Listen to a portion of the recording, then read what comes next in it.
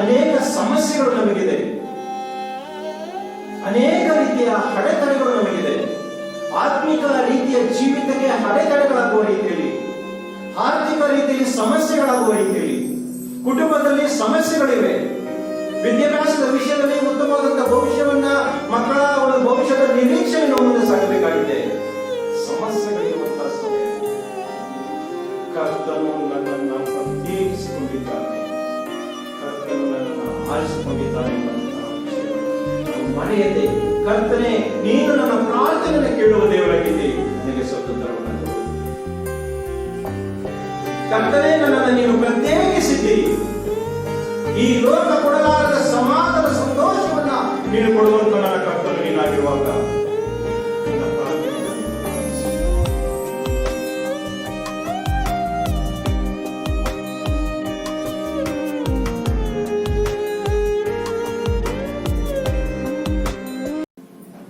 ಕರ್ತನ ಪರಿಶುದ್ಧ ನಾಮಕ್ಕೆ ಸ್ತೋತ್ರವಾಗಲಿ. ಹೇಗೋ ದೇವರ ಮಹಾಕೃಪೆಯಿಂದ ಈ ತಿಂಗಳ ಕೊನೆ ಭಾನುವಾರ ನಾವು ಸಭೆಯಾಗಿ ಸೇರಿ ಕರ್ತನ ಉಪಕಾರಗಳನ್ನು ನೆನಪು ಮಾಡಿ ಆರಾಧಿಸುವಂತೆಯೂ, ಕರ್ತನ ಉಪಕಾರಗಳನ್ನು ನೆನಪು ಮಾಡಿ ಆರಾಧಿಸುವ ಹಾಗೂ ನಂತರದ ಜೀವನ ವಾಕ್ಯದ ಗಮನ ಕೊಡುವ ರೀತಿಯಲ್ಲಿ ಕೊಟ್ಟಂತ ಈ ಒಂದು ಶ್ರೇಷ್ಠವಾದಂತಹ ಆತ್ಮಿಕ ಸಮಯಕ್ಕಾಗಿ ಕರ್ತನಿಗೆ ಪ್ರಥಮ ಸ್ತೋತ್ರ ಸಲ್ಲಿಸುತ್ತೇನೆ. ಈ ದಿನಗಳಲ್ಲಿ ಪರಿಸ್ಥಿತಿಯನ್ನ ನಾವು ನೋಡ್ತಾ ಬರುವಾಗ ಒಬ್ಬ ವ್ಯಕ್ತಿಗೆ ಅವನ ಒಂದು ಲೆವೆಲ್ಗೆ ತಕ್ಕಂತ ರೀತಿಯಾಗಿ, ಒಂದು ವೇಳೆ ಬಿಸಿನೆಸ್ ಗೆ ವ್ಯಕ್ತಿ ಎಷ್ಟೇ ಉನ್ನತ ಮಟ್ಟದಲ್ಲಿರ್ಬೋದು ಅಥವಾ ದಿನಗಳಿಕೆಯ ಆದಾಯದ ಜೀವಿತದ ಒಂದು ಸಾಧಾರಣ ಇರ್ತದೆ ಆ ಜೀವಿತದ ವಿಷಯದಲ್ಲಿ ಇರ್ಬೋದು, ಆ ವ್ಯಕ್ತಿಗೆ ಗತವಾದಂತಹ ರೀತಿಯಲ್ಲಿ ನಷ್ಟದ ಜೀವಿತಗಳನ್ನ ನಾವು ನೋಡುವಂತವರಾಗಿದ್ದೇವೆ. ಮತ್ತೆ ಎಷ್ಟೋ ಶ್ರೇಷ್ಠ ವ್ಯಕ್ತಿಗಳು ಪ್ರಾಣವನ್ನ ಕಳೆದುಕೊಂಡಂತವರಾಗಿದ್ದಾರೆ. ನಿನ್ನೆ ಕೂಡ ಕೊಳ್ಳೆಗಾಲದಲ್ಲಿ ಸೇವಕರು ಮರಣ ಅನೇಕರಿಗೆ ಗೊತ್ತಿರಬಹುದು. ನಾನು ಅವರ ಬಗ್ಗೆ ಕಂಡಂತ ವಿಷಯದಲ್ಲಿ, ಅವರು ಸೆವೆಂತ್ ಡೇ ಅಡ್ವೆಂಟಿಸ್ಟ್ ಚರ್ಚ್ ನಲ್ಲಿ ಲೂಥರನ್ ಚರ್ಚ್ ನ ಒಂದು ಪಾಸ್ಟರ್ ಆಗಿದ್ದರು. ಆದ್ರೆ ಅವರು ಎಲ್ಲಾ ಸಭೆಗಳು ಹೋಗ್ತಾ ಇದ್ರು. ಅವರು ವಾಕ್ಯದಲ್ಲಿ ಬೆಳೀತಾ ಬೆಳೀತಾ ಅವರಲ್ಲಿ ಬಂದಂತ ಒಂದು ವಿಶೇಷತೆ ಏನು ಅಂದ್ರೆ, ಡಿನಾಮಿನೇಷನ್ ಅಲ್ಲ, ನಾವು ಅನೇಕ ಕುಟುಂಬಗಳನ್ನ ಸಂಧಿಸಬೇಕು, ಸಭೆಗಳನ್ನ ಸಂಧಿಸಬೇಕು. ಒಟ್ಟು ಕರ್ತನ ಮಾರ್ಗ, ನಾನೇ ಮಾರ್ಗವು ಜೀವವಾಗಿದ್ದೇನೆ ಎಂಬುದಾಗಿ ಆತನೊಂದೇ ಮಾರ್ಗ ಎಂಬಂತ ರೀತಿಯಾಗಿ ಅವರು ಎಲ್ಲರನ್ನ ಪ್ರೀತಿ ಮಾಡ್ತಾ ಇದ್ರು, ಎಲ್ಲಾ ಕುಟುಂಬಗಳನ್ನ ಸಂಧಿಸ್ತಾ ಇದ್ರು, ಎಲ್ಲ ಸಭೆಗಳಿಗೆ ಅವರು ವಿಸಿಟ್ ಕೊಡ್ತಾ ಇದ್ರು. ಉತ್ತಮವಾದಂತಹ ಸೇವಕರನ್ನ ಕಳ್ಕೊಂಡಂತ ಒಂದು ನೋವು ಕೊಳ್ಳೆಗಾಲವಾಗಲಿದೆ. ಇಂಥ ವಿಷಯಗಳನ್ನ ನಾವು ನೋಡುವಾಗ ಕರ್ತನು ನಮ್ಮನ್ನ ನೆನಪು ಮಾಡಿಕೊಂಡಿದ್ದಾನೆ. ಇಸ್ರಾಯೇಲರ ಜೀವಿತವನ್ನು ನಾವು ನೋಡುವಾಗ, ಮೋಶೆಯನ್ನ ಕರೆದಾಗ ದೇವರು ಹೇಳಿದಂತ ಮಾತು, ಅವರು ಇಟ್ಟ ಮೊರೆಯು ನನಗೆ ಕೇಳಿಸಿತು, ಅವರ ಕಣ್ಣೀರನ್ನು ನಾನು ನೋಡಿದ್ದೇನೆ. ಮೋಶೆಯ ಒಂದು ಆಸಕ್ತಿಯನ್ನ ನಾವು ನೋಡುವಂತವರಾಗಿದ್ದೇವೆ. ಈ ಪರಿಸ್ಥಿತಿಗಳಲ್ಲಿ ಹೇಗೂ ಸಭೆಯ ಒಂದು ಆತ್ಮೀಕ ಬೆಳವಣಿಗೆಯ ಕಾಲದ ವಿಷಯದಲ್ಲಿ ಕೇಳಿದಂತ ವಾಕ್ಯ ಪ್ರತಿಯೊಬ್ಬೊಬ್ಬರ ಮನಸ್ಸಿಗೆ ಮುಟ್ಟಿ ಆತ್ಮೀಯ ರೀತಿಯಲ್ಲಿ ಎಚ್ಚೆತ್ತುಕೊಳ್ಳುವ ಹಾಗೆ, ಕರ್ತನು ನನ್ನನ್ನು ಎಷ್ಟರ ಮಟ್ಟಿಗೆ ಪ್ರತ್ಯೇಕಿಸಿದ್ದಾನೆ ಅಥವಾ ನೆನಪು ಮಾಡಿಕೊಂಡಿದ್ದಾನೆ, ಕರ್ತನ ಸೇವೆಗಾಗಿ ಸಭೆಯಲ್ಲಿ ನನಗೆ ಕೊಡಲ್ಪಟ್ಟಂತ ಒಂದು ಜವಾಬ್ದಾರಿಕೆ ಏನು, ಸೇವೆಯ ದೃಷ್ಟಿಯಲ್ಲಿ ನಾನು ಏನನ್ನ ಸರಿಯಾದ ರೀತಿ ಗ್ರಹಿಸಿಕೊಂಡಿದ್ದೇನೆ. ನಾನು ಅನೇಕ ವೇಳೆ ಸಮಸ್ಯೆಗಳಾದಾಗ, ನಷ್ಟಗಳಾದಾಗ ನಾನು ಗ್ರಹಿಸಿಕೊಳ್ಳುವಂತ ವಿಷಯ ಏನು, ದೇವರಿಗೂ ನನ್ನ ಪ್ರಾರ್ಥನೆಯನ್ನು ಕೇಳಲಿರುವ, ನನ್ನ ಸಮಸ್ಯೆಗಳು ದೇವರಿಗೆ ಇನ್ನೂ ಅರ್ಥ ಆಗಿರುವ, ಒಂದು ವೇಳೆ ಯಾಕೆ ಇನ್ನು ಕರ್ತನ ಒಂದು ಯೋಜನೆಯಂತೆ ಪ್ರಾರ್ಥನೆಗೆ ಸದುತ್ತರ ಇನ್ನು ತಡ, ಅನೇಕ ರೀತಿಯ ಒಂದು ರೀತಿಯ ವಿಷಯಗಳು ನಮ್ಮ ಗಮನಕ್ಕೆ ಬರುವಂತವುಗಳಾಗಿವೆ. ಅದರ ವಾಕ್ಯವನ್ನು ನಾವು ಅಭ್ಯಾಸ ಮಾಡ್ತಾ ಹೋದಾಗ, ನಾನು ಪ್ರಾರ್ಥನೆಯ ಪೂರ್ವಕವಾಗಿ ಕೊಡಿದಾಗ ನನಗೆ ಕೊಡಲ್ಪಟ್ಟಂತ ವಾಕ್ಯ ಭಾಗ 4ನೇ ಅಂಕೆ. ಈ ವಾಕ್ಯ ಭಾಗವನ್ನ ನಾನು ಒಂದ್ಸಾರಿ ಅಭ್ಯಾಸ ಮಾಡಿ ಒಂದು ಕುಟುಂಬ ಪ್ರಾರ್ಥನೆಗೆ ನಾನು ಹಂಚಿಕೊಂಡಿದ್ದೇನೆ. ಹಾಗಾಗಿ ದೇವರಾತ್ಮನು ನನಗೆ ಕೊಡಲ್ಪಟ್ಟಂತ ವಾಕ್ಯ ಈ 4ನೇ ಕೀರ್ತನೆಯ 3 ವಚನಗಳನ್ನ ನಾವು ಧ್ಯಾನ ಮಾಡುವಾಗ ಆತ್ಮೀಯ ರೀತಿಯಲ್ಲಿ ನಮ್ಮನ್ನು ಬಹಳವಾಗಿ ಎಚ್ಚರಿಸುವಂತಹ ವಾಕ್ಯ ಭಾಗವಾಗಿದೆ. 4ನೇ ಕೀರ್ತನೆಯ 3 ವಚನಗಳನ್ನು ನಾವು ಧ್ಯಾನಿಸುವಾಗ ವಿಶ್ವಾಸಯುಕ್ತವಾದಂತಹ ಅಸ್ತಮಾನ ಗೀತ. ನ್ಯಾಯವನ್ನು ಸ್ಥಾಪಿಸುವ ನನ್ನ ದೇವರೇ, ನಿನಗೆ ಮೊರೆ ಇಡುತ್ತೇನೆ, ಸದುತ್ತರವನ್ನು ದಯಪಾಲಿಸು. ನನ್ನನ್ನು ಇಕ್ಕಟ್ಟಿನಿಂದ ಬಿಡಿಸಿ ಹಿಂಬಾದ ಸ್ಥಳದಲ್ಲಿ ಸೇರಿಸಿದಾತನೇ, ನನ್ನನ್ನು ಕರುಣಿಸಿ ನನ್ನ ಪ್ರಾರ್ಥನೆಯನ್ನು ಅಂಗೀಕರಿಸು. ಮಹನೀಯರೇ, ನೀವು ಎಷ್ಟರವರೆಗೆ ನನ್ನ ಗೌರವವನ್ನು ಕೆಡಿಸಿ ನನ್ನನ್ನು ಅವಮಾನ ಪಡಿಸುವಿರಿ? ಯಾಕೆ ನಿರರ್ಥಕವಾದದನ್ನು ಪ್ರೀತಿಸಿ ಸುಳ್ಳನ್ನು ಹಿಂಬಾಲಿಸುವಿರಿ? ಯಾಕೆ ನಿರರ್ಥಕವಾದದನ್ನು ಪ್ರೀತಿಸಿ ಸುಳ್ಳನ್ನು ಹಿಂಬಾಲಿಸುವಿರಿ? ನಮಗೆ ಎಚ್ಚರಿಕೆಯಾಗಿ ಕೊಡಲ್ಪಡುವಂತಹ ವಾಕ್ಯ, ಯೆಹೋವನು ತನ್ನ ಭಕ್ತನನ್ನು ತನಗೋಸ್ಕರ ಪ್ರತ್ಯೇಕಿಸಿಕೊಂಡಿದ್ದಾನೆಂದು ತಿಳಿದುಕೊಳ್ಳಿರಿ.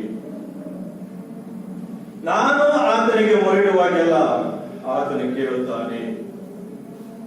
ಪ್ರಿಯ ವಿಶ್ವಾಸಿಗಳ, ಈ ಒಂದು ವಾಕ್ಯ ಭಾಗವನ್ನು ನಾವು ಧ್ಯಾನಿಸುವಾಗ ಯೆಹೋವನು ತನ್ನ ಭಕ್ತನನ್ನು ತನಗೋಸ್ಕರ ಪ್ರತ್ಯೇಕಿಸಿಕೊಂಡಿದ್ದಾನೆಂದು ತಿಳಿದುಕೊಳ್ಳಿರಿ.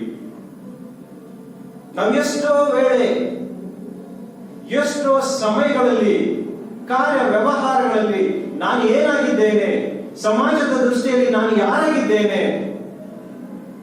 ಕರ್ತನಿಂದ ನನಗೆ ಕೊಡಲ್ಪಟ್ಟಂತಹ ಒಂದು ರಕ್ಷಣೆಯ ಅಥವಾ ಒಂದು ವಿಶ್ವಾಸಿ ಸ್ಥಾನವನ್ನು ನಾವು ಮರೆತು ವರ್ತಿಸುವಂತಹ ಘಟನೆಗಳು ಕೂಡ ಇವೆ.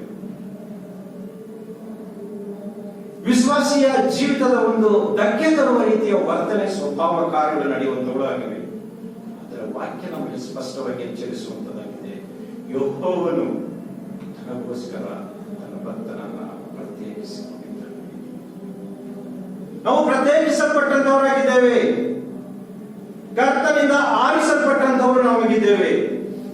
ಕರ್ತನನ್ನ ಮಹಿಮೆ ಪಡಿಸುವುದಕ್ಕಾಗಿ, ಕರ್ತನ ನಾಮವನ್ನ ಪ್ರಖ್ಯಾತಿ ಪಡಿಸುವುದಕ್ಕಾಗಿ, ಕರ್ತನ ಸೇವೆ ಮಾಡುವಂತವರಾಗಿ, ಪ್ರಾರ್ಥಿಸುವಂತ ಜೀವಿತ ಪ್ರಾರ್ಥನೆ ಮಾಡುವಂತವರಾಗಿ, ಕರ್ತನ ಪಾದಗಳಿಗೆ ಅಡ್ಡ ಬಿದ್ದು ಆತನಿಗೆ ಶರಣರಾಗಿ, ಆತನಿಗೆ ವಿಧೇಯರಾಗಿ, ಆತನ ಧರ್ಮಶಾಸ್ತ್ರದ ವಾಕ್ಯ ಭಾಗಗಳನ್ನು ಧ್ಯಾನಿಸುತ್ತಾ ಕೈಗೊಂಡು ನಡೆಯುವಂತವರಾಗಿರುವ ರೀತಿಯಲ್ಲಿ ಒಂದು ಶ್ರೇಷ್ಠವಾದ ರೀತಿಯಲ್ಲಿ ಉಪ್ಪಾಗಿ ಬೆಳಕಾಗಿ ನಾವು ಈ ಲೋಕದಲ್ಲಿ ಜೀವಿಸುವಾಗ ಉತ್ತಮವಾದಂತಹ ಸ್ಥಾನವನ್ನ ಕರ್ತನು ನಮಗೆ ಕೊಟ್ಟು, ಕರ್ತನು ನಮ್ಮನ್ನ ನೆನಪು ಮಾಡಿಕೊಂಡಿದ್ದಾನೆ ಅಥವಾ ಪ್ರತ್ಯೇಕಿಸಿದ್ದಾನೆ ಎಂಬುದನ್ನು ನಾವು ಮರೆಯಬಾರದು.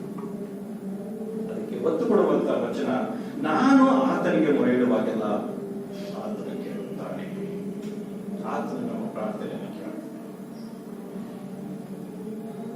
ನಾವಿಷ್ಟು ವೇಳೆ ಪ್ರಾರ್ಥನೆಯ ವಿಷಯವನ್ನ ದಯಮಾಡಿ ನಮಗೋಸ್ಕರ ಪ್ರಾರ್ಥನೆ ಮಾಡಿ, ನಮ್ಮ ಕುಟುಂಬಕ್ಕಾಗಿ ಪ್ರಾರ್ಥನೆ ಮಾಡಿ. ಅನೇಕರಿಗೆ ನಾವು ಮೊಬೈಲ್ಗಳಲ್ಲಿ, ವಾಟ್ಸಪ್ ಅಲ್ಲಿ ಏನೋ ವಿಷಯವನ್ನ ನಾವು ಪ್ರಾರ್ಥನೆ ವಿಷಯದಲ್ಲಿ ನಾವು ಹಂಚ್ಕೊಳ್ತೀವಿ. ನಿಜ, ಆತನು ನನ್ನ ಪ್ರಾರ್ಥನೆಯನ್ನ ಕೇಳ್ತಾನೆಂಬಂತ ಪರಿಪೂರ್ಣವಾದಂತಹ ಭರವಸೆ ಮೊದಲಿಗೆ ನಮ್ಮಲ್ಲಿ ಇರಬೇಕು. ನಾವು ಒಬ್ಬರಿಗೆ ಪ್ರಾರ್ಥನೆ ಸಹಾಯ ಹಂಚ್ಕೊಳ್ಳೋಣ, ತಪ್ಪಿಲ್ಲ, ಹೇಳ್ಕೊಳ್ಳೋಣ. ಅವರು ಪ್ರಾರ್ಥನೆ ಮಾಡಿ, ಕೆಲವು ವಿಷಯಗಳು ಗೊತ್ತಾಗ್ಲಿ, ಹೇಳ್ಕೊಳ್ಳೋದ್ರಲ್ಲಿ ತಪ್ಪಿಲ್ಲ, ನಿಜ. ಆದರೂ ನಮ್ಮಲ್ಲಿ ಆ ಒಂದು ಪರಿಪೂರ್ಣವಾದಂತಹ ವಿಶ್ವಾಸದ ಮನಸ್ಸು ವಾಕ್ಯವನ್ನು ನಾವು ನೋಡುವಾಗ, ನ್ಯಾಯವನ್ನ ಸ್ಥಾಪಿಸುವ ನನ್ನ ದೇವರೇ, ನಿನಗೆ ಮೊರೆಯಿಡುತ್ತೇನೆ, ಸದುತ್ತರವನ್ನು ದಯಪಾಲಿಸು. 3ನೇ ಕೀರ್ತನೆಯಿಂದ 7ನೇ ಕೀರ್ತನೆಯವರೆಗೆ ನಾವು ಅಭ್ಯಾಸ ಮಾಡುವಾಗ ಇಕ್ಕಟ್ಟಾದಂತಹ ಸನ್ನಿವೇಶಗಳು ಅಥವಾ ಕಠಿಣವಾದಂತಹ ಸಂದರ್ಭಗಳು, ಈ ಒಂದು ವೈರಿಯ ಕೈಗೆ ನಾನು ಸಿಲುಕಿದ್ದೇನೆ, ಸಮಸ್ಯೆಗಳ ಸುಳಿಯಲ್ಲಿ ನಾನಿದ್ದೇನೆ ಎಂಬಂತಹ ಒಂದು ಇಕ್ಕಟ್ಟಿನ ಪರಿಸ್ಥಿತಿಯ ಸನ್ನಿವೇಶಗಳನ್ನ ಹಾದು ಹೋಗುವಂತಹ ರೀತಿಯ ವಾಕ್ಯ ಭಾಗಗಳನ್ನ ನಾವು ಧ್ಯಾನಿಸುವಂತವರಾಗಿದ್ದೇವೆ. ಈ ವಾಕ್ಯ ಭಾಗದ ಒಂದು ಆಧರಣೆ ಯಾವ ರೀತಿಯಾಗಿದೆ ಎಂಬುದನ್ನು ನೋಡುವಾಗ, ಕರ್ತನು ಅದರಿಂದ ಖಂಡಿತ ಬಿಡುಗಡೆಯನ್ನು ಕೊಟ್ಟೇ ಕೊಡ್ತಾನೆ. ಆತನು ಯಾವುದೇ ಕಾರಣಕ್ಕೂ ನನ್ನನ್ನು ಬಿಡೋದಿಲ್ಲ. ನನ್ನ ಪ್ರಾರ್ಥನೆಯನ್ನು ಆತನು ಕೇಳುತ್ತಾನೆ, ನನಗೆ ಸದುತ್ತರವನ್ನು ಕೊಡುತ್ತಾನೆ. ಎಷ್ಟರ ಮಟ್ಟಿಗೆ ಈ ಲೋಕ ಕೊಡಲಾರದ ಸಮಾಧಾನ, ಸಂತೋಷವನ್ನ ಕರ್ತನು ನಮಗೆ ಕೊಟ್ಟೇ ಕೊಡ್ತಾನೆ ಎಂಬಂತಹ ಪೂರ್ಣ ಭರವಸೆಯನ್ನ ಈ ಕೆಲವು ಭಾಗಗಳು ನಮಗೆ ಅವರು ತೋರಿಸುವಂತ. ಇಂತಹ ಸನ್ನಿವೇಶದಲ್ಲಿ ಅದನ್ನು ಹೇಳುವಂತದ್ದು, ನ್ಯಾಯವನ್ನು ಸ್ಥಾಪಿಸುವ ನನ್ನ ದೇವರೇ, ನಿನಗೆ ಮೊರೆಯಿಡುತ್ತೇನೆ, ಸದುತ್ತರವನ್ನು ದಯಪಾಲಿಸು. ಅನ್ಯಾಯಗಾರನಾಗಿ, ಒಂದು ವೇಳೆ ನಷ್ಟಕ್ಕೆ ಒಳಪಟ್ಟು ಗುಣಗುಟ್ಟಿದವನಾಗಿ, ತಪ್ಪಿನ ಆಲೋಚನೆಗಳನ್ನು ಮಾಡಿ, ತಪ್ಪು ಕಾರ್ಯಗಳಿಗೆ ನನ್ನ ಕೈ ಹಾಕಿ, ಎಲ್ಲಿ ನಾನು ನಷ್ಟಕ್ಕೆ ಒಳಪಟ್ಟೆನೋ ನ್ಯಾಯವನ್ನು ನನಗೆ ಅನುಗ್ರಹಿಸಿಕೊಡು, ನ್ಯಾಯವನ್ನು ಸ್ಥಾಪಿಸುವ ನನ್ನ ದೇವರೇ. ವ್ಯಕ್ತಿಯನ್ನ ನಾವು ನೋಡುವಾಗ ಆ ವ್ಯಕ್ತಿ ಯಾವುದೋ ರೀತಿಯಲ್ಲಿ ಒಂದು ವೇಳೆ ತಪ್ಪನ್ನ ಮಾಡಿ ಸಮಾಜದ ದೃಷ್ಟಿಯಲ್ಲಿ ಇದು ಮಹಾ ತಪ್ಪು ಆತನಿಗೆ ಗೊತ್ತು, ಆದಾಗ್ಯೂ ಆ ವ್ಯಕ್ತಿ ತನ್ನ ತಪ್ಪನ್ನ ಅರಿವಿಲ್ಲದೆ ತಾನು ಮಾಡಿದ ತಪ್ಪನ್ನೇ ವಾದಿಸುತ್ತಾ ಲೋಕಾರೂಢಿಯಾಗಿ ಜೀವಿಸುತ್ತಾ ಒಂದು ದೇವರ ಅನ್ಯೋನ್ಯತೆಯನ್ನ, ಜನಗಳ ಅನ್ಯೋನ್ಯತೆಯಿಂದ ಆತನು ದೂರ ಹೋಗುವುದು. ತಪ್ಪನ್ನೇ ವಾದ ಮಾಡುತ್ತಾ ತನ್ನ ತಪ್ಪಿನಿಂದಲೇ ಅನೇಕ ರೀತಿಯ ಪ್ರಶ್ನೆಗಳಿಗೆ ಉತ್ತರ ಕೊಡ್ತಾ ನಾನು ಯಾರೋ ಏನೋ ಎಂಬಂತಹ ರೀತಿಯಾಗಿ ಸಮಾಜದ ದೃಷ್ಟಿಯಲ್ಲಿ ಒಬ್ಬ ತಪ್ಪಿಗಸ್ತನಾಗಿ ಆತನು ಜೀವಿಸಬಹುದು. ಅದೇ ಒಬ್ಬ ವ್ಯಕ್ತಿ ತಪ್ಪನ್ನ ಮಾಡಿ ಇದು ತಪ್ಪು, ಸಮಾಜದ ದೃಷ್ಟಿಗೂ ತಪ್ಪು, ದೇವರ ದೃಷ್ಟಿಯಲ್ಲೂ ತಪ್ಪು, ಈ ತಪ್ಪಿನ ಜೀವಿತ ಇದು ಸರಿಯಲ್ಲ ಎಂಬಂತಹ ರೀತಿಯ ಒಂದು ಪಶ್ಚಾತ್ತಾಪದೊಡನೆ ದೇವರ ಬಳಿಗೆ ಬಂದು ಕರ್ತನೆ ನನ್ನ ತಪ್ಪನ್ನ ಕ್ಷಮಿಸು. ಈ ತಪ್ಪು ಪದೇ ಪದೇ ನನ್ನ ಮನಸ್ಸಿನಲ್ಲಿ ನೆನಪಾಗುವಂತದಾಗಿದೆ. ನನ್ನ ಮನಸ್ಸಿನಲ್ಲಿ ಇಂಥ ಸ್ವಭಾವ ಕಾರ್ಯಗಳಿಗೆ ನಾನೆಂದು ಮತ್ತೆ ಕೈ ಹಾಕುವಂತವಲ್ಲ. ದಯವಿಟ್ಟು ನನ್ನನ್ನು ಎಚ್ಚರಿಸು, ದಯಮಾಡಿ ನನ್ನನ್ನು ಕ್ಷಮಿಸಿ ಎಂಬುದಾಗಿ ತಗ್ಗಿಸಿಕೊಂಡು ದೇವರ ಬಳಿಗೆ ಬಂದಾಗ ಆತನಿಗೆ ಒಂದು ರೀತಿಯ ಆದರಣೆ. ಯಾಕೆ? ನನಗೆ ಕರ್ತನಿದ್ದಾನೆ, ಕರ್ತನೇ ನೀನು ನನ್ನ ತಪ್ಪುಗಳನ್ನು ಕ್ಷಮಿಸು, ನನ್ನನ್ನ ಅಪರಾಧಿಯ ಸ್ಥಾನದಲ್ಲಿ ಎಲ್ಲ ಕಾಣುವಂತವರಾಗಿದ್ದಾರೆ, ನನ್ನನ್ನ ನಿರಾಪರಾಧಿಯ ಸ್ಥಾನದಲ್ಲಿ ನನ್ನನ್ನು ನಿಲ್ಲಿಸು. ಯಾವನ ಪಾಪವು ಕ್ಷಮಿಸಲ್ಪಟ್ಟಿದೆಯೋ ನಾನು ನೋಡುವಾಗ, ಯಾವನ ಗೃಹ ಅಪರಾಧಗಳು ಮನ್ನಿಸಲ್ಪಟ್ಟಿವೆಯೋ ಅವನು ಧನ್ಯನು. ಕರ್ತನೇ ನನ್ನನ್ನ ಧನ್ಯನೆನ್ನುವಂತಹ ಸ್ಥಾನದಲ್ಲಿ ನನ್ನನ್ನು ನಿಲ್ಲಿಸು ಎಂಬಂತಹ ರೀತಿಯ ಒಂದು ಮನವರಿಕೆ, ಆತನಲ್ಲಾದಂತಹ ಬದಲಾವಣೆ, ಆ ಒಂದು ವಿಶೇಷವಾದಂತಹ ಕರ್ತನಲ್ಲಿನ ಒಂದು ನಂಬಿಕೆ, ನಿರೀಕ್ಷೆಯನ್ನು ಹುಟ್ಟಿಸುವಂತಹ ಒಂದು ಭಾಗದ ಆಲೋಚನೆಗಳೇ ಈ ಮೂರನೆಯ ವಚನ. ಯೆಹೋವನು ತನ್ನ ಭಕ್ತನನ್ನ ತನಗೋಸ್ಕರ ಪ್ರತ್ಯೇಕಿಸಿಕೊಂಡಿದ್ದಾನೆಂದು ತಿಳಿದುಕೊಂಡಿದೆ. ಈಗಾಗಲೇ ನಾನು ಮಾಡಿರುವಂತಹ ತಪ್ಪನ್ನ ಕರ್ತನು ಕ್ಷಮಿಸಿದ್ದಾನೆ, ಮನ್ನಿಸಿದ್ದಾನೆ. ಕರ್ತನು ನನ್ನನ್ನು ಪ್ರತ್ಯೇಕಿಸಿದ್ದಾನೆ. ಯಾರನ್ನಾಗಿ?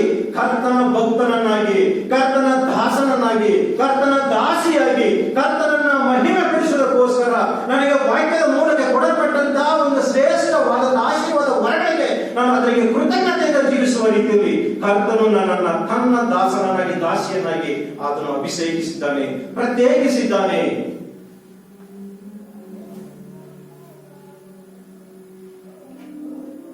ಆ ದಿನಗಳಲ್ಲಿ ಯೆರೂಸಲೇಮ್ ಪಟ್ಟಣದಿಂದ ಶದ್ರಕ್, ಮೇಷಕ್, ಅಬೇದ್ನೆಗೋ ಅವರು ಸರಿಯಾಗಿ ಒಯ್ಯಲ್ಪಟ್ಟಂತಹ ಸಮಯದಲ್ಲಿ ಅವರಿಗೆ ಸ್ಪಷ್ಟವಾಗಿ ಗೊತ್ತಿತ್ತು, ನಾನಲ್ಲದೆ ಬೇರೆ ದೇವರುಗಳು ಇರಬಾರದೆಂಬಂತಹ ಒಂದು ದರ್ಶನ.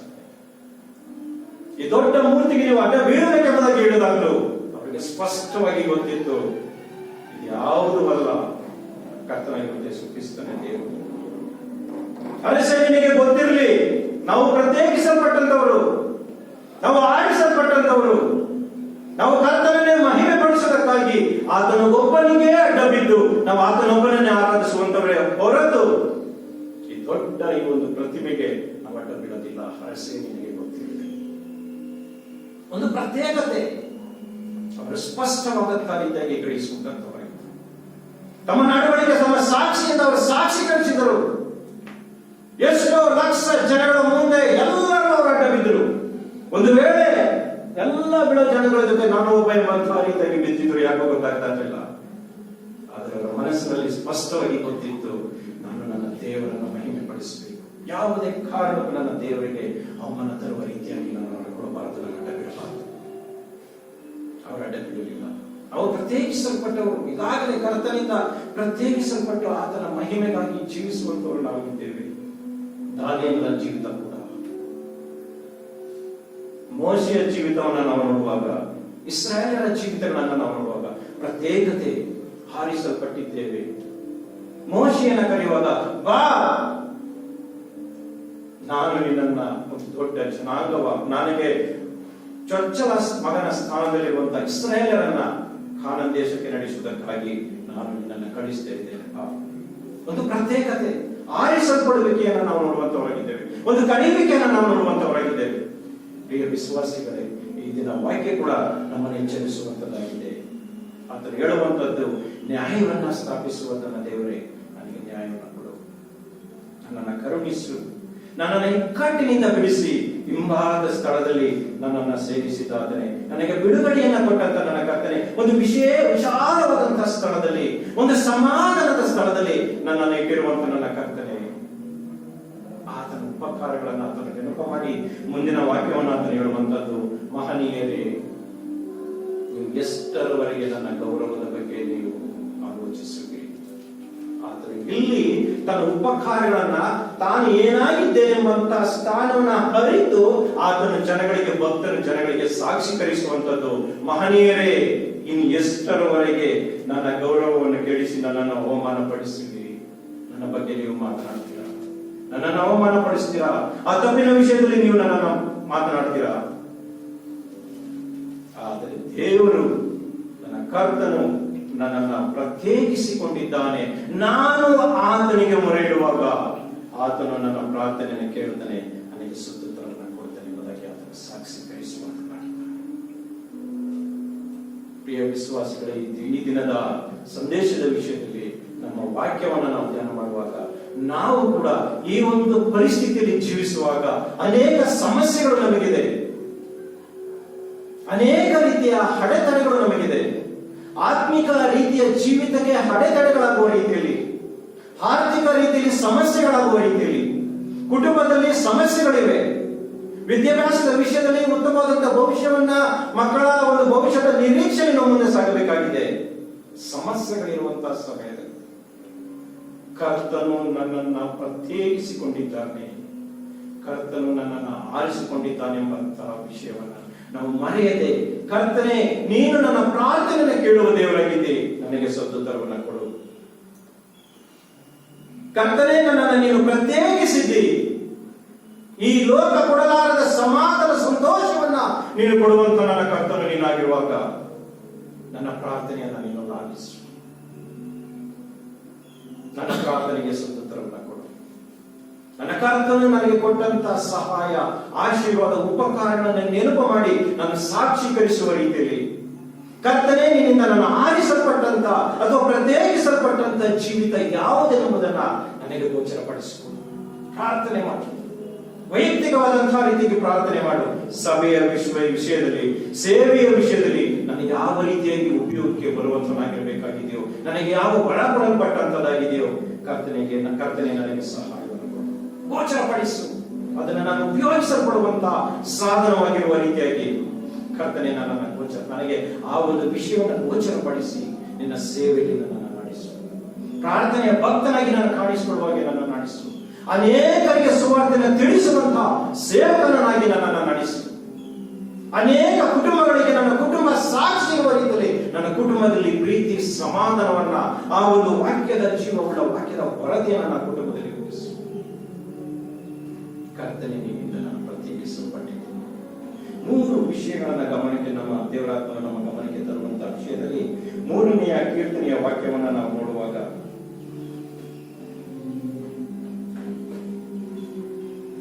ಕೀರ್ತನೆಯ 3ನೇ ವಚನ, ಆದರೂ ಯೆಹೋವನೇ, ನೀನು ನನ್ನನ್ನು ಕಾಯುವ ಗುರಾಣಿ, ನೀನು ನನ್ನ ಗೌರವಕ್ಕೆ ಆಧಾರನು, ನನ್ನ ತಲೆಯನ್ನು ಎತ್ತುವಂತೆ ಮಾಡುವನಾಗಿದ್ದಿ. ನಾನು ಯೆಹೋವನಿಗೆ ಮೊರೆಯಿಡುವಾಗ ಆತನು ತನ್ನ ಪರಿಶುದ್ಧ ಪರ್ವತದಿಂದ ಸದ್ದುತ್ತರವನ್ನು ಅನುಗ್ರಹಿಸುತ್ತಾನೆ. ಯೆಹೋವನ ಈ 4ನೆಯ ಕೀರ್ತನೆಯ 3ನೆಯ ವಚನವನ್ನು ನಾವು ಧ್ಯಾನ ಮಾಡಿ, ದೇವರೇ ಆಗಿದ್ದಾಗೆ ನನಗೆ ಯಾವ ಒಂದು ಪ್ರತ್ಯೇಕತೆಯನ್ನು ಕೊಟ್ಟಿದ್ದಿ, ಯಾವ ಒಂದು ವಿಶೇಷವಾದ ಆಶೀರ್ವಾದ ಕಾರ್ಯಗಳನ್ನು ನನ್ನ ಜೀವಿತದಲ್ಲಿ ಇಟ್ಟಿದ್ದಿ, ನನ್ನ ಕುಟುಂಬ ಇನ್ನು ಯಾವ ಮಟ್ಟಿಗೆ ನಿನ್ನ ಸೇವೆಗೆ ಉಪಯೋಗಿಸಿಕೊಳ್ಳಬೇಕಾಗಿದೆ ಎಂಬುದಾಗಿ ನಾವು ಕರ್ತನ ಮುಂದೆ ಮೊರೆಯಿಡುವಾಗ ಕರ್ತನು ನಮಗೆ 3 ರೀತಿಯ ಸದುತ್ತರವನ್ನು ಆತನು ಕೊಡುವಂತಾಗಿದ್ದಾನೆ. 3ನೇ ಕೀರ್ತನೆಯ 3 ಮತ್ತು 4, 5ನೆಯ ವಚನಗಳನ್ನು ನಾವು ಧ್ಯಾನಿಸುವಾಗ ಆತನು ಹೇಳುವಂತದ್ದು, ನೀನು ನನ್ನನ್ನು ಕಾಯುವ ಪ್ರಾಣಿ. 18ನೇ ಕೀರ್ತನೆಯ 1, 2, 3ನೆಯ ವಚನಗಳನ್ನು ನಾವು ಧ್ಯಾನಿಸುವಾಗ 18ನೇ ಕೀರ್ತನೆ, ನನ್ನ ಬಲವಾಗಿರುವ ಯೆಹೋವನೇ, ನಿನ್ನಲ್ಲಿಯೇ ಮಮತೆ ಇಡುತ್ತೇನೆ. ಯೆಹೋವನು ನನ್ನ ಬಂಡೆಯು, ನನ್ನ ಕೋಟೆಯು, ನನ್ನ ವಿಮೋಚಕನು, ನನ್ನ ದೇವರು, ನನ್ನ ಆಶ್ರಯಗಿರಿಯು, ನನ್ನ ಪುರಾಣಿಯು, ನನ್ನ ರಕ್ಷಣೆಯ ಕೊಂಬು, ನನ್ನ ದುರ್ಗವೂ ಆಗಿದ್ದಾನೆ. ಯೆಹೋವನ ಸ್ತೋತ್ರಕ್ಕೆ ಅರ್ಹನು. ಆತನಿಗೆ ಮೊರೆಯಿಡಲು ಆತನು ನನ್ನನ್ನು ಶತ್ರುಗಳಿಂದ ರಕ್ಷಿಸುತ್ತಾನೆ. 3ನೇ ವಚನದ ಕೊನೆ 2ನೇ ಸಾಲನ್ನು ಗಮನಿಸಿ ಮತ್ತೆ ಆತನು ಹೇಳುವಂತವನಾಗಿದ್ದಾನೆ, ನಾನು ಮೊರೆಯಿಡಲು ಆತನು ನನ್ನನ್ನು ಶತ್ರುಗಳಿಂದ ಬಿಡಿಸುತ್ತಾನೆ. ಮೊದಲಿಗೆ ಭಕ್ತನಿಗೆ ಆತನ ಮೇಲೆ ಪೂರ್ಣ ವಿಶ್ವಾಸ, ನಾನು ಮೊರೆಯಿಡಲು ಆತನು ಸದುತ್ತರವನ್ನು ದಯಪಾಲಿಸುತ್ತಾನೆ. ಆದರೆ ಮೊದಲನೆಯ ವಚನದಲ್ಲಿ ನಾವು ನೋಡುವಾಗ, ನನ್ನ ಬಲವಾಗಿರುವ ಯೆಹೋವನೇ ನಿನ್ನಲ್ಲಿಯೇ ಮಮತೆ ಇರುತ್ತೇನೆ, ನಿನ್ನನ್ನು ಪ್ರೀತಿ ಮಾಡುತ್ತೇನೆ, ನಿನ್ನಲ್ಲಿಯೇ ನನ್ನ ಮಮತೆ, ನಿನ್ನಲ್ಲಿಯೇ ನನ್ನ ಪೂರ್ಣ ಮನಸ್ಸು. ಅಂತ ಪ್ರೀತಿ ಸ್ವರೂಪನಾದಂತ ನಂಬಿಗಸ್ತನಾದಂತ ನನ್ನ ದೇವರು ನೀನೇ. ನನ್ನ ಕರ್ತನಾಗಿರುವ ದೇಶವೇ, ಅಂತ ಪೂರ್ಣ ಸಮಾಧಾನ ಮಮತೆ ನನ್ನ ಕರ್ತನಾಗಿರುವ ದೇಶವೇ ನಿನ್ನ ಮೇಲಿದೆ. ಹಾಗಾಗಿ ನೀನು ನನಗೆ ನನ್ನ ಬಂಡೆಯು, ನನ್ನ ಕೋಟೆಯು, ನನ್ನ ವಿಮೋಚಕನು, ನನ್ನ ದೇವರು, ನನ್ನ ಆಶ್ರಯಗಿರಿಯು, ನನ್ನ ಗುರಾಣಿಯು ನೀನಾಗಿದ್ದಿ. ಆತನಿಗೆ ಎಲ್ಲಾ ರೀತಿಯಲ್ಲಿಯೂ ಕರ್ತನು ಏನಾಗಿದ್ದಾನೆಂಬುದನ್ನ ವಿವರವಾಗಿ ಆತನು ಹೇಳುವಂತದ್ದು, ಕರ್ತನೆ ನೀನು ನನಗೆ ಬಂಡೆಯು, ಕೋಟೆಯು, ವಿಮೋಚಕನು ಆಗಿದ್ದಿ. ಒಂದು ಬಂಡೆಯ ಒಂದು ವಸ್ತುವನ್ನು ನಾವು ನೋಡುವಾಗ ಸಮುದ್ರದ ತೆರೆಗಳು ಎಷ್ಟೇ ರಭಸವಾಗಿ ಹೊಡೆದಾಗಿಯೂ ಅದು ಅಲಗಾಡದಂತಹ ರೀತಿಯ ಒಂದು ಸ್ಥಿರತೆಯನ್ನ ಅದು ತೋರಿಸುವಂತದ್ದಾಗಿದೆ. ಅನೇಕರು ಇದನ್ನು ಗಮನಿಸಿರಬಹುದು. ಸುಭದ್ರವಾದಂತಹ ಸ್ಥಳವೆಂಬಂತ ರೀತಿಯಲ್ಲಿ ಒಂದು ಸ್ಥಿರತೆಯನ್ನ, ಏನೇ ಅಲೆಗಳು ಅದಕ್ಕೆ ಅಪ್ಪಳಿಸಿದಾಗಿಯೂ ಆ ಒಂದು ಸ್ಥಳವನ್ನು ಬಿಟ್ಟು ಕದಲದ ರೀತಿಯಲ್ಲಿ ಮತ್ತು ಅದನ್ನು ತಡೆಯುವಂತಹ ರೀತಿಯ ಒಂದು ಶಕ್ತಿಯ ಶ್ರೇಷ್ಠವಾದಂತಹ ಶಕ್ತನು ನೀನೆಂಬಂತಹ ರೀತಿಯಾಗಿ ಭಕ್ತನು ಆತನನ್ನು ವರ್ಣಿಸುವಂತದ್ದು ನನಗೆ ನೀನು ಬಂಡೆಯ ಸ್ಥಾನದಲ್ಲಿ. ಅದನ್ನೇ ಭಕ್ತನಾದಂತಹ ದಾವೀದನು ಹೇಳುವಂತದ್ದು, ಯೆಹೋವನು ನನಗೆ ಕುರುಬನು, ಕೊರತೆ ಪಡೆಯನು. ನನ್ನ ಕರ್ತನಿಗೆ ಉದ್ದೇಶವೇ, ನೀನು ನನಗೆ ಕುರುಬನ ಸ್ಥಾನದಲ್ಲಿದ್ದು, ನೀನು ನನಗೆ ನಾಯಕನ ಸ್ಥಾನದಲ್ಲಿದ್ದು, ನೀನು ನನಗೆ ಹೊಡೆಯನ ಸ್ಥಾನದಲ್ಲಿ ಇರುವುದರಿಂದ ನಾನು ನಿನ್ನ ಮುಂದೆ ಕುರಿಯ ಸ್ಥಾನದಲ್ಲಿರುವಾಗ ನನಗೆ ಯಾವ ಸಂದರ್ಭದಲ್ಲಿ ನೀರು ಬೇಕು, ನನಗೆ ಯಾವ ಸಂದರ್ಭದಲ್ಲಿ ಆಹಾರ ಬೇಕು, ನನಗೆ ಯಾವ ಸಂದರ್ಭದಲ್ಲಿ ವಿಶ್ರಾಂತಿ ಬೇಕು, ನಾನು ಹೇಗಿರಬೇಕು, ನನ್ನ ಅವಶ್ಯಕತೆಗಳೆಲ್ಲವೂ ನಿನಗೆ ಗೊತ್ತುಂಟು. ನೀನೆಲ್ಲವನ್ನ ಬಲ್ಲೆ. ನಾನು ನಿನ್ನಲ್ಲಿ ವಿಶ್ವಾಸದಿಂದ ನಿನ್ನಲ್ಲಿ ನಂಬಿಕೆ ಇಟ್ಟು ನೀನು ನನ್ನ ಹೊಡೆಯೆಂಬುದಾಗಿ ನಂಬಿ ನಿನಗೆ ನಾನು ಕುರಿಯ ಸ್ಥಾನದಲ್ಲಿದ್ದೇನೆ. ಯೆಹೋವನು ನನಗೆ ಕೊರತೆ ಪೂರ್ಣವಾಗಿ ಕರ್ತನು ನನ್ನ ಅವಶ್ಯಕತೆಗಳು ಏನಿದೆ, ನನ್ನ ಕೊರತೆ ಏನಿದೆ, ನನ್ನ ಸಮಸ್ಯೆಗಳು ಏನಿದೆ, ಎಲ್ಲವನ್ನ ಬಲ್ಲಂತಹ ಕರ್ತನು ನೀನಾಗಿರುವಾಗ, ಎಲ್ಲವನ್ನ ನೀಗಿಸುವಂತಹ ಶಕ್ತನು ಕಾರ್ಯಕರ್ತನು ನೀನಾಗಿರುವಾಗ ನಾನು ಅದಕ್ಕೋಸ್ಕರ ಪ್ರಯತ್ನ ಪಡುವಂತಹ ಅವಶ್ಯಕತೆ ನನಗಿಲ್ಲ. ಇವುಗಳು ಬೇಕೆಂಬುದಾಗಿ ಕೇಳುವ ನಿರೀಕ್ಷಿಸುವಂತಹ ಅವಶ್ಯಕತೆ ನನಗಿಲ್ಲ. ಯೆಹೋವನು ನನಗೆ ಕುರುಬನು, ಕೊರತೆ ಪಡೆಯಲ್ಲ. ಅದನ್ನೇ ಭಕ್ತನು ಹೇಳುವಂತದ್ದು, ಯೆಹೋವನು ನನಗೆ ಬಂಡೆಯು, ಕೋಟೆಯು. ಕೋಟೆ ಎಂಬಂತಹ ರೀತಿಯಾಗಿ ನೋಡುವ ಒಂದು ಸುಭದ್ರತೆಯ ಒಂದು ಸುರಕ್ಷತೆಯನ್ನು ಕೊಡುವ ರೀತಿಯಲ್ಲಿ, ನಾವು ಆ ಒಂದು ಕೋಟೆಯೊಳಗೆ ಸುರಕ್ಷತೆಯಲ್ಲಿರುವಾಗ ಯಾವುದೊಬ್ಬ ವ್ಯಕ್ತಿ ವೈರಿ ಅದಕ್ಕೆ ಮುತ್ತಿಗೆ ಹಾಕಿದಾಗಲೂ ನಾವೊಂದು ಸುಭದ್ರವಾದಂತಹ ಸ್ಥಳದಲ್ಲಿದ್ದೇವೆ, ಸುರಕ್ಷತೆಯಲ್ಲಿದ್ದೇವೆ. ಕರ್ತನೆ, ನಾನು ನಿನ್ನಲ್ಲಿರುವಾಗ ಸುರಕ್ಷತೆಯನ್ನು ನೀನು ನನಗೆ ಕೊಡುವಂತ ದೇವರಾಗಿದ್ದಿ. ಅಂತ ಒಂದು ಸುಭದ್ರವಾದಂತಹ ಸ್ಥಳದಲ್ಲಿ ನನ್ನನ್ನು ನೀನು ಇಟ್ಟಿದ್ದಿ. ಕರ್ತನೆ, ನೀನು ನನಗೆ ಬಂಡಿಯಾಗಿದ್ದಿ, ಕೋಟೆಯೂ ಆಗಿದ್ದಿ, ನನ್ನ ವಿಮೋಚಕನೇ.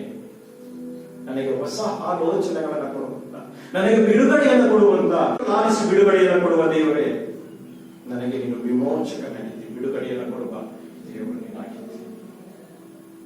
ನನ್ನ ಗುರಾಣಿಯು, ನನಗೆ ಯಾವುದೇ ರೀತಿಯ ಆಪತ್ತುಗಳು ನನಗೆ ಸಂಭವಿಸುವಾಗ ನೀನು ಗುರಾಣಿಯ ಸ್ಥಾನದಲ್ಲಿದ್ದು ಅವುಗಳನ್ನು ತಡೆಯುವಂತವನು ನೀನಾಗಿದ್ದಿ. ಆ ಆಪತ್ತುಗಳು ನನ್ನನ್ನು ಮುತ್ತದಂತಹ ರೀತಿಯಲ್ಲಿ ನೀನು ತಡೆಯುವಂತ ನನ್ನ ಕರ್ತನು ನೀನಾಗಿರುವಾಗ, ದಾವೀದನ ಈ ಒಂದು ಭಕ್ತನ ವರ್ಣನೆಯ ಕೀರ್ತನೆಯನ್ನು ನಾನು ನೋಡುವಾಗ ಅದನ್ನೇ ಹೇಳುವಂತದ್ದು, ನೀನು ನನ್ನನ್ನು ಕಾಯುವಂತ ಗುರಾಣಿ. 3ನೇ ಕೀರ್ತನೆಯ 3ನೇ ವಚನದಲ್ಲಿ, ಆದರೂ ಯೆಹೋವನೇ, ನೀನು ನನ್ನನ್ನು ಕಾಯುವ ಗುರಾಣಿಯಾಗಿದ್ದಿ, ನೀನು ನನಗೆ ಸುರಕ್ಷತೆಯನ್ನು ಕೊಡುವಂತ ಕರ್ತನಾಗಿದ್ದಿ, ನೀನು ನನ್ನನ್ನು ಕಾಯುವಂತ ದೇವರಾಗಿದ್ದಿ, ನೀನು ನನ್ನನ್ನು ಕಾಯುವಂತ ನಾಯಕನೇ ನೀನಾಗಿರುವಾಗ ನಿನ್ನಲ್ಲಿನ ಒಂದು ಸುರಕ್ಷತೆಯ ಜೀವಿತ ನನಗಿದೆ. ನಿನ್ನ ಒಂದು ಆಶ್ರಯ ನನಗೆ ಸಮಾಧಾನ ಕೊಡುವಂತದಾಗಿದೆ, ಸಂತೋಷವನ್ನು ಕೊಡುವಂತದಾಗಿದೆ. ಮಹನೀಯರೇ, ನೀವು ಏನನ್ನ ತಿಳ್ಕೊಂಡಿದ್ದೀರಿ? ಯೆಹೋವನು ತನಗೋಸ್ಕರ ತನ್ನ ಭಕ್ತನನ್ನ ಪ್ರತ್ಯೇಕಿಸಿಕೊಂಡಿದ್ದಾನೆಂಬುದನ್ನ ನೆನಪು ಮಾಡಿಕೊಳ್ಳಿರಿ. ಆ ಒಂದು ವಿಶ್ವಾಸ, ಕರ್ತನೇ ನೀನು ನನ್ನನ್ನು ಕಾಯುವಂತಹ ಕರ್ತನಾಗಿದ್ದಿ, ನನ್ನನ್ನ ಸುರಕ್ಷತೆಯಲ್ಲಿ ನಡೆಸುವಂತ ದೇವರು ಕೂಡ ನೀನಾಗಿದ್ದಿ. ಮತ್ತು ಎರಡನೆಯ ವಿಷಯವನ್ನ ನಾವು ನೋಡುವಾಗ, ನೀನು ನನ್ನ ಗೌರವಕ್ಕೆ ಆಧಾರನು, ನನ್ನ ತಲೆಯನ್ನು ಎತ್ತುವಂತೆ ಮಾಡುವನು ಆಗಿದ್ದಿ. ಎಷ್ಟೋ ವೇಳೆ ತಪ್ಪನ್ನ ಮಾಡಿ ತಲೆ ತಗ್ಗಿಸುವಂತ ಸನ್ನಿವೇಶ, ತಪ್ಪನ್ನ ಮಾಡದೇ ಇದ್ದಾಗ್ಯೂ ತಪ್ಪನ್ನ ಮಾಡಿದ್ರೆ ಎಂಬಂತ ರೀತಿ ಆರೋಪನ ಹೊತ್ತು ನಾವು ಎಷ್ಟೋ ವ್ಯಕ್ತಿಗಳು ಹೇಳೋದನ್ನು ನಾವು ನಂಬೋದಿಲ್ಲ ಅಂತ ಸಮಯದಲ್ಲಿ ತಲೆ ತಗ್ಗಿಸುವಂತ ಪರಿಸ್ಥಿತಿ. ಎಷ್ಟೋ ವೇಳೆ ಸಂತೋಷವನ್ನ ಕಳಕೊಂಡಾಗ, ದುಃಖದಲ್ಲಿರುವಾಗ ತಲೆ ತಗ್ಗಿಸುವಂತ ಸ್ಥಿತಿ. ಮಾರ್ಗಳು ಮರಿಯಳು ಯೇಸು ಸ್ವಾಮಿಯ ದೇಹವನ್ನು ನೋಡುವುದಕ್ಕೆ ಸಂತೋಷವಾಗಿ ಬಂದರು. ಯೇಸು ಸ್ವಾಮಿಯ ದೇಹ ಇರಲಿಲ್ಲ, ಮನಸ್ಸಿಗೆ ದುಃಖ ಆಯಿತು. ಯೋಹಾನನ ಬರೆದ ಸುವಾರ್ತೆ 20ನೇ ಅಧ್ಯಾಯ 3ನೇ ವಚನ, 13ನೇ ವಚನ. ಯೋಹಾನನ ಬರೆದ ಸುವಾರ್ತೆ ಅವರು ಆಕೆಯನ್ನು ಅಮ್ಮ 20ನೇ ಅಧ್ಯಾಯ 13ನೇ ವಚನ. ಅವರು ಆಕೆಯನ್ನು ಅಮ್ಮ ನೀನು ಯಾಕೆ ಅಳುತ್ತಿ ಎಂದು ಕೇಳಲು ಆಕೆ, ನನ್ನ ಸ್ವಾಮಿಯನ್ನು ತೆಗೆದುಕೊಂಡು ಹೋಗಿದ್ದಾರೆ, ಆತನನ್ನು ಎಲ್ಲಿಟ್ಟಿದ್ದಾರೋ ನನಗೆ ಗೊತ್ತಿಲ್ಲ. ಅವರು ಆಕೆಯನ್ನು ಅಮ್ಮ ನೀನು ಯಾಕೆ ಅಳುತ್ತಿ, ಅಮ್ಮ ನೀನು ಯಾಕೆ ದುಃಖ ಪಡುತ್ತಿ, ಅಯ್ಯ ನಿನ್ನ ತಲೆ ಯಾಕೆ ತಗ್ಗಿಸಲ್ಪಟ್ಟಿದೆ. ಇದನ್ನೇ ಭಕ್ತರಲ್ಲಿ ಹೇಳುವಂತದ್ದು, ನನ್ನ ತಲೆಯನ್ನು ಎತ್ತುವಂತೆ ಮಾಡುತ್ತಿ, ನನ್ನ ಸಂತೋಷವಿರುವಂತಹ ರೀತಿಯಲ್ಲಿ ನನ್ನ ಕಾರ್ಯವನ್ನು ಮಾಡುವಂತ ದೇವರು, ನನ್ನ ತಲೆ ಎತ್ತುವ ಹಾಗೆ ಕಾರ್ಯ ಮಾಡುವಂತಹ ನನ್ನ ದೇವರು ನೀನೇ ಎಂಬಂತಹ ರೀತಿಯ ಒಂದು ವರ್ಣನೆಯನ್ನು ಆತನು ಕೊಡುವಂತವನಾಗಿ, ನನ್ನ ಗೌರವಕ್ಕೆ ಆಧಾರನು ನೀನೇ, ನನಗಾಗಿದ್ದಂತ ಅವಮಾನವನ್ನು ತೆಗೆಯುವಂತ ನನ್ನ ಕರ್ತನೆ, ನನಗಾದಂತ ಅವಮಾನದಿಂದ ನನ್ನ ತಲೆ ತಗ್ಗಿಸಲ್ಪಡುವ ಸ್ಥಿತಿಯಲ್ಲಿ ನಾನಿದ್ದಂತಹ ಸ್ಥಿತಿಯಲ್ಲಿ ನನಗಾದಂತ ಅವಮಾನವನ್ನು ತೆಗೆದು, ನನಗಾಗಿದ್ದಂತ ಆ ಎಲ್ಲ ಅಸಮಾಧಾನದ ಸನ್ನಿವೇಶಗಳಿಂದ ನನಗೆ ಬಿಡುಗಡೆಯನ್ನು ಕೊಟ್ಟು, ನನಗೆ ನೀನು ಗೌರವವನ್ನು ಕೊಟ್ಟಿದ್ದಿ, ನನ್ನ ತಲೆಯನ್ನು ಎತ್ತುವಂತೆ ನೀನು ಮಾಡಿದ್ದಿ. ನನ್ನ ಕರ್ತನಿಗೆ ವರ್ತಿಸಬೇಕು. ಕರ್ತನನ್ನ ಆಶ್ರಯಿಸಿಕೊಂಡಾಗ ನಮಗೆ ಮೂರು ವಿಷಯಗಳನ್ನ ನಾವು ನೆನಪು ಮಾಡುವಾಗ, ನೀನು ನನ್ನನ್ನ ಕಾಯುವಂತ ಗುರಾಣಿ ನೀನಾಗಿದ್ದಿ. ಅನೇಕ ವೇಳೆಯ ಒಂದು ಕಾರ್ಯಗಳಲ್ಲಿ, ನಮ್ಮ ಒಂದು ಬಿಸಿನೆಸ್ ಗಳಲ್ಲಿ, ನಮ್ಮ ಕೆಲಸದ ಸ್ಥಳದಲ್ಲಿ ಸಮಸ್ಯೆಗಳಾಗುವಾಗ ಒಂದು ವೇಳೆ ದೇವರು ಏನು ಮಾಡಲಪ್ಪ, ಈ ಒಂದು ಸಮಸ್ಯೆ ನನ್ನ ಮುಂದೆ ಇಟ್ಟಿದೆ, ಈ ಒಂದು ತೀರ್ಮಾನ ನಮ್ಮ ಮುಂದೆ ಇದೆ, ನಾನು ಏನು ಮಾಡಿದ್ದೀನಿ. ನಾನು ವೈರಸ್ ಆಗಿದ್ದಾಗ ಎಲ್ರಿಗೂ ಮೆಸೇಜ್ ಬಂದಿತ್ತು, ತಮ್ಗೆಲ್ಲರಿಗೂ ಗೊತ್ತು, ಪ್ರಾರ್ಥನೆ ಮಾಡ್ತಾ ಇದ್ರು. ಕೆಲಸದ ಸ್ಥಳಕ್ಕೆ ನಾನು ಫೋನ್ ಮಾಡಿದಾಗ, ಇಲ್ಲ ಸ್ವಲ್ಪ ದಿವಸ ರೆಸ್ಟ್ ತಗೊಂಡು ತೊಂದರೆ ಇಲ್ಲ, ನೀವು ಆರಾಮ, ಹೆಚ್ಚು 1 ತಿಂಗಳು ರೆಸ್ಟ್ ಕೊಟ್ಟು, ನಾನು 1 ತಿಂಗಳು ಆದ್ಮೇಲೆ ಆಫೀಸ್ ಹತ್ರ ಹೋಗಿ ಕೆಲಸ ಕಾರ್ಯ ವಿಷಯದಲ್ಲಿ ಓಡಾಡಿದ್ರೆ ಎಲ್ಲರಿಗೆ ಆಶ್ಚರ್ಯ, ಹೆಂಗಿರುತ್ತೆ ಹಾಗಾದ್ರೆ ಕೊರೋನಾ ಅಂದ್ರೆ ಯಾವ ತರ ಆಗುತ್ತೆ, ಏನೇನಾಗುತ್ತೆ ಅದನ್ನ ಅವ್ರು ಕೇಳಿ ತಿಳ್ಕೊಳ್ಳೋದೇ ಒಂದು. ನಾನು ಅವ್ರಿಗೆ ಹೇಳ್ತಾ ಇದ್ದೀನಿ, ಹೆಚ್ಚು ಯೇಸು ಕ್ರಿಸ್ತನ ಕೃಪೆ, ಯೇಸು ಕ್ರಿಸ್ತನ ಕೃಪೆ. ಎಷ್ಟೋ ಜನ ನಿಮಗೆ ಗೊತ್ತಿರೋ ಹಾಗೆ ಸತ್ತೋಗಿದ್ದಾರೆ, ನಿಜ.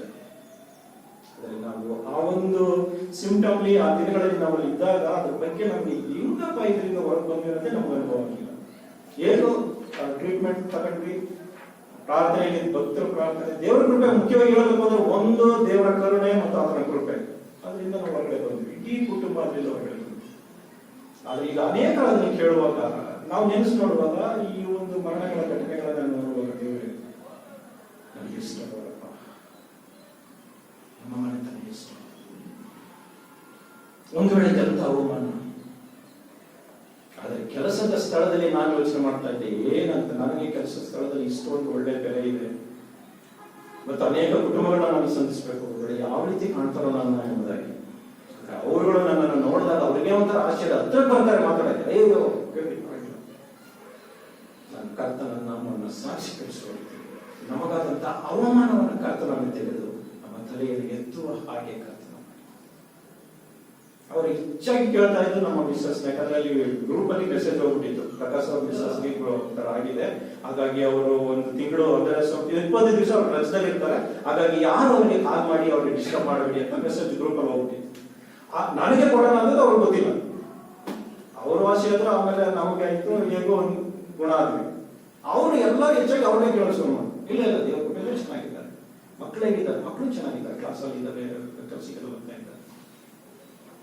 ಅವರ ಒಂದು ಆತಂಕ, ಅವರ ಒಂದು ಭಯ ಏನಿತ್ತಂದ್ರೆ, ಒಂದು ವೇಳೆ ಏನೋ ಅದು ಹಿಡ್ಕೊಂಡ್ಬಿಟ್ರೆ ಅದರಿಂದ ಹೊರಬರೋದ ಕಷ್ಟನೇನೋ, ಇದೊಂದು ಹೊಸ ತರ ಏನೋ ಒಂದು ರೀತಿಯ ಅವರ ಒಂದು ಭಾವನೆ ಅದಾಗಿತ್ತು. ಆದ್ರೆ ನಮ್ಮನ್ನ ಅವ್ರ ಗ್ರೂಪನ್ನು ನೋಡುವಾಗ ಕೂಡ ಅವರೆಲ್ಲ ಚೆನ್ನಾಗಿದ್ದಾರಲ್ಲ, ಒಂದು ಹೊಸ ರೀತಿ. ನನಗೊಂದು ರೀತಿ ಬೇಜಾರಿತ್ತು, ಹೆಂಗಪ್ಪ ಹೇಗೆ ಅವ್ರು ಮಾಡಿದ್ರು, ಆಫೀಸ್ ಒಳಗಡೆ ನಾನು ಹೆಂಗ್ ಹೋಗೋದು, ನಮ್ಮ ಹತ್ರ ಕಾಣ್ತಾರೆ, ಅವ್ರ ಎದುರಿಗೆ ನಾವು ಹೇಗೆ ಹೋಗೋದು. ನಾವು ಒಂದು ವೈರಸ್ ಒಳಪಟ್ಟೆ ನಾವು ವಾಸಿಯಾದಾಗ ನನಗೆ ಪ್ರಾರಂಭದಲ್ಲಿ ಹಾಗೆ ಆಗ್ತಾ ಇದ್ದೀವಿ. ಕೆಲವು ಕುಟುಂಬಗಳನ್ನ ಸಲ್ಲಿಸಬೇಕಾದಂತ ವಿಷಯಗಳ ಬರೋದು, ನನಗೆ ಹೆಂಗಪ್ಪ ಹೋಗೋದು, ಏನಂತಾರೆ ಅವರು, ಒಂದು ರೀತಿ ಅವ್ರ ಮನಸ್ಸು ಒಂಥರ ಆಗುತ್ತಲ್ಲ ಅಂತ ನಾವು ಅನ್ಕೋತಾ ಇದ್ವಿ. ಆದ್ರೆ ಅವ್ರ ದೃಷ್ಟಿಗೆ ವಾಸಿಯಾಗಿ ನಮ್ಗೆ ಎದುರು ಬಂದವರಲ್ಲ, ಆದ್ರೆ ಅವ್ರ ಪರಿಸ್ಥಿತಿ ಹೆಂಗಿರ್ತದೆ, ಅದು ಯಾವ ರೀತಿ ಇರ್ತದೆ, ಒಂದೊಂದು ಯಾವ ರೀತಿ ತೊಂದರೆ ಕೊಡ್ತದೆ, ಹಾಗಿದ್ರೆ ನಾವು ಯಾವ ರೀತಿ ಟ್ರೀಟ್ಮೆಂಟ್ ಇರಬೇಕು, ಈ ಒಂದು ಹೊಸ ಆಲೋಚನೆ ಅವರಿಗೆ. ದೇವರ ಮಹಾಕೃಪೆ ಒಂದು ರೀತಿಯ ಅವಮಾನದಿಂದ ಬಿಡುಗಡೆ ಕೊಟ್ಟು ದೇವರು ನಮ್ಮನ್ನ ತಲೆ ಎತ್ತುವಂತಹ ರೀತಿಯಾಗಿ ಕರ್ತವ್ಯ ಮಾಡ್ತಾರೆ. ಅದನ್ನೇ ಭಕ್ತರಲ್ಲಿ ವರ್ಣಿಸಿ ಹೇಳುವಂತದ್ದು, ನನ್ನ ಗೌರವಕ್ಕೆ ನೀನೇ ಆಧಾರನು. ನನಗಿರುವಂತಹ ಒಂದು ಗೌರವ, ನನಗಿರುವಂತಹ ಒಂದು ಸಮಾಧಾನಕ್ಕೆ ಕರ್ತನೆ ನೀನೇ ಆಧಾರನು. ಹಾಗಾಗಿ ನನ್ನ ತಲೆಯನ್ನು ಎತ್ತುವ ಹಾಗೆ ಕಾರ್ಯವನ್ನು ಮಾಡಿದಂತ ಕರ್ತನ ನೀನೇ. ನನಗೆ ಅನ್ಯಾಯದ ಸ್ಥಿತಿಯಲ್ಲಿ, ನಾನು ಇಕ್ಕಟ್ಟಾದಂತಹ ಸ್ಥಿತಿಯಲ್ಲಿ ಇರುವಾಗ ನೀನು ನನ್ನನ್ನು ನೆನಪು ಮಾಡಿಕೊಂಡು ಕನಿಕರಿಸಿ ನನಗೆ ನೀನು ಅಗೌರವದ ಸ್ಥಾನದಿಂದ ಗೌರವದ ಸ್ಥಾನಕ್ಕೆ ನನ್ನನ್ನು ನಡೆಸಿದ್ದಿ, ನನ್ನ ತಲೆಯನ್ನು ಎತ್ತುವಂತೆ ಮಾಡಿದ್ದಿ. ಮತ್ತೆ ಮೂರನೆಯ ವಿಷಯಕ್ಕೆ ನಾವು ಬರುವಾಗ, ನಾನು ಒಬ್ಬವನಿಗೆ ಮೊರೆಯಿಡುವಾಗ ಆತನು ತನ್ನ ಪರಿಶುದ್ಧ ಪರ್ವತದಿಂದ ಸದುತ್ತರವನ್ನ ಅನುಗ್ರಹಿಸುತ್ತಾನೆ. ಪ್ರತಿ ಪ್ರಾಣಿ, ಪಕ್ಷಿ, ಮನುಷ್ಯರ ಪ್ರಾಣವತನ ಕೈಯಿರುವಾಗ, ಪ್ರತಿ ಒಬ್ಬರನ್ನು ಆತನ ನೆನಪು ಮಾಡಿಕೊಳ್ಳುವಾಗ ಆತನು ತನ್ನ ಪರಿಶುದ್ಧ ಪರ್ವತದಿಂದ ನಮಗೆ ಸದುತ್ತರವನ್ನ ಅನುಗ್ರಹಿಸುವಂತ ದೇವರಾಗಿದ್ದಾನೆ. 34ನೇ ಕೀರ್ತನೆ.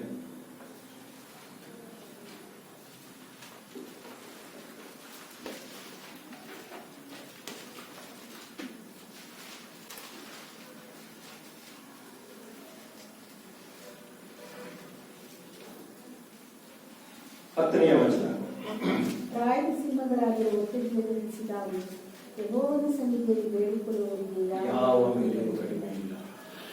ಕರ್ತನೇ, ನೀನು ನನ್ನ ಪ್ರಾರ್ಥನೆಯನ್ನು ಕೇಳುವಂತ ದೇವರು, ನೀನು ನನಗೆ ಸದುತ್ತರವನ್ನು ಕೊಡುವ ದೇವರು ಎಂಬುದಾಗಿ ನಾವು ಆತನನ್ನು ಆಶ್ರಯಿಸಿಕೊಂಡು ನಾವು ಆತನನ್ನು ಹಾತುಕೊಳ್ಳುವಾಗ,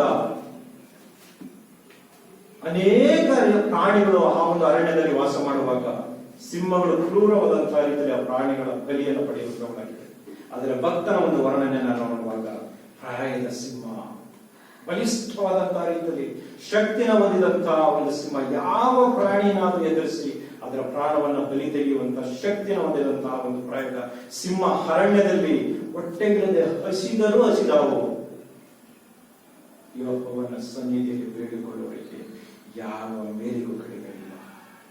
ನನ್ನ ಪ್ರಿಯ ಭಕ್ತರೇ, ಇಂಥ ಒಂದು ಸ್ಥಿರವಾದಂತಹ ನಂಬಿಕೆ ನಮ್ಮಲ್ಲಿರುವಾಗ, ಇಂಥ ಪೂರ್ಣವಾದಂತಹ ವಿಶ್ವಾಸದ ಪ್ರಾರ್ಥನಾ ಮನಸ್ಸು ನಮಗಿರುವಾಗ ನಾವು ಖಂಡಿತವಾಗಿ ಸದುತ್ತರವನ್ನು ಹೊಂದುತ್ತೇವೆ, ಒಂದೇ ಎಂಬಂತಹ ದೃಢ ನಿರ್ಧಾರ ನಮ್ಮಲ್ಲಿ ಇರಬೇಕು. ಹಾಗಾಗಿ ಭಕ್ತನು ಹೇಳುವಂತಹದ್ದು, ಪ್ರಾಯದ ಸಿಂಹಗಳು ಹೊಟ್ಟೆಗಿಲ್ಲದೆ ಹಸಿದಾವು, ಯೆಹೋವನ ಸನ್ನಿಧಿಯಲ್ಲಿ ಬೇಡಿಕೊಳ್ಳುವವರಿಗೆ ಯಾವ ಮೇಲಿಗೂ ಕಡಿಮೆ ಇಲ್ಲ.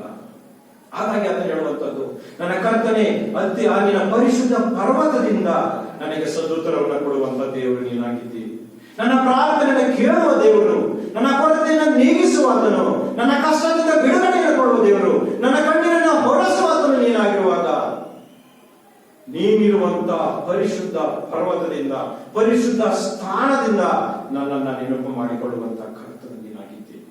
115ನೇ ಕೀರ್ತನೆ 3ನೇ ವಚನ.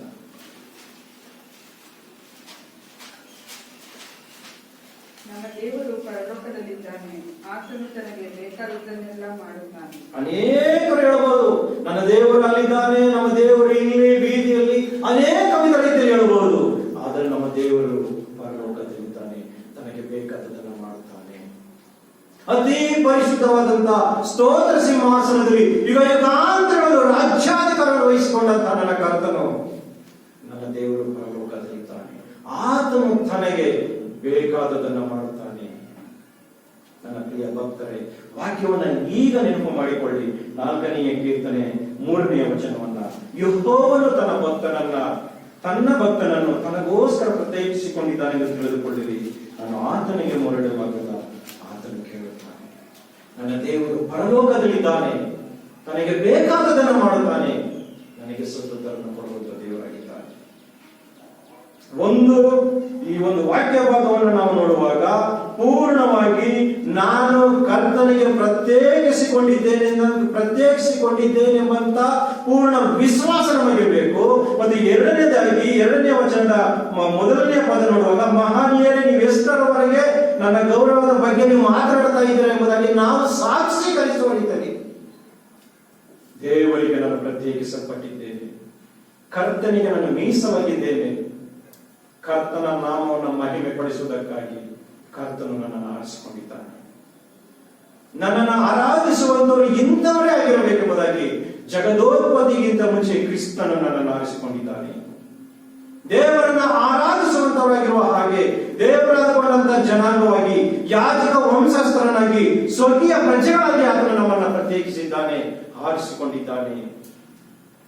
ಎಷ್ಟೋ ಜನ ಈ ದಿನಕ್ಕೂ ವಿಗ್ರಹಾರಾಧನೆಯ ಜೀವಿತವನ್ನ ಮಾಡುತ್ತಾ ತಮ್ಮ ಜೀವಿತವನ್ನು ಕೊನೆಗಾಣಿಸುವಂತವರಾಗಿದ್ದಾರೆ. ಆದರೆ ನಾವಾದರೂ ನಮ್ಮ ಕರ್ತನಿಗೆ ಉದ್ದೇಶ ಕ್ರಿಸ್ತನ ಕೃಪೆ, ಆತನ ಯೋಜನೆ, ಕರ್ತನಿಂದ ಕೊಡಲ್ಪಟ್ಟಂತ ಶ್ರೇಷ್ಠವಾದಂತ ಆ ಒಂದು ರಕ್ಷಣೆಯ ಆನಂದವನ್ನು ಆನಂದಿಸುವಂತವರಾಗಿ,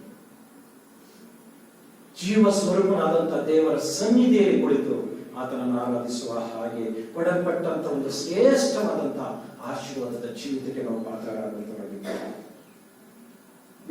ಧರ್ಮ ಆದಿಕಾಂಡ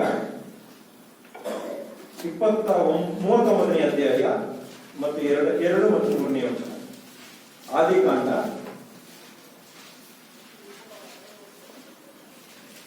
ಯೆಹೋವನು ಯೋಸೇಫನ ಸಂಗಡ ಇರುವುದರಿಂದ ಅವನು ಹೇಳಿಕೆಯಾಗಿ ಐಗುಪ್ತನಾದ ತನ್ನ ದಣಿಯ ಮನೆಯೊಳಗೆ ಸೇವಕನಾದನು. ಸಾಕು ಸಿಸ್ಟರ್.